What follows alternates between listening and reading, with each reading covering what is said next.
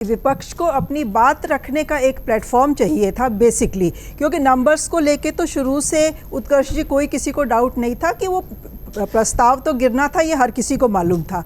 लेकिन विपक्ष एक ऐसा प्लेटफॉर्म चाहता था जहां कि उसको अच्छे से अपनी बात रखने का मौका मिले, सरकार को कटघरे में खड़ा करने का मौका मिले, प्रधानमंत्री जी से सवाल करने का मौका मिले, जो उन्होंने काफ़ी अच्छे से किया।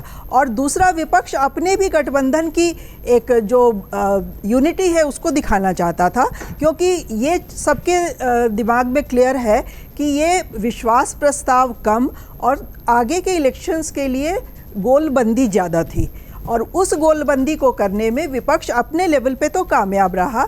और उसकी कामयाबी इससे दिखती है कि प्रधानमंत्री या गृह मंत्री या जितने भी बड़े जो बीजेपी के नेता या जो दूसरे गठबंधन के उनके साथ के लोग बोले, उन्होंने सबने एक सुर में या तो कांग्रेस की आलोचना की या विपक्ष के बाकी जो इंडिया जो गठबंधन है उसके पार्टियों को याद दिलाया कि कैसे कांग्रेस ने पिछले कई सालों में उनको कई बार धोखा दिया है और ये गठबंधन सिर्फ उनकी मजबूरी है, उनकी अपॉर्चुनिज्म है।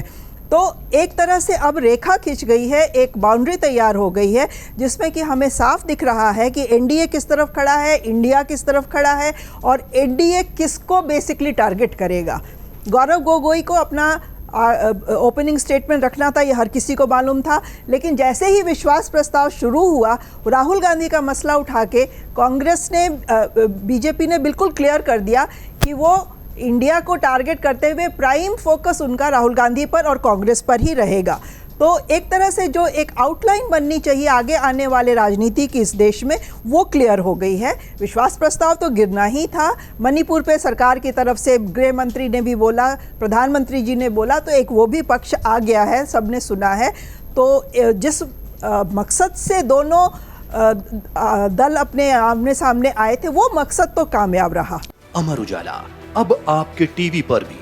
अपने स्मार्ट टीवी पर यूट्यूब पर सर्च करें अमर उजाला, चैनल सब्सक्राइब करें और देखें ताजा खबरें, वो भी HD क्वालिटी में। और हाँ, बेल आइकन दबाना ना भूलें ताकि हर खबर हो आपके घर। अमर उजाला, निष्पक्ष, निर्भीक, निरंतर।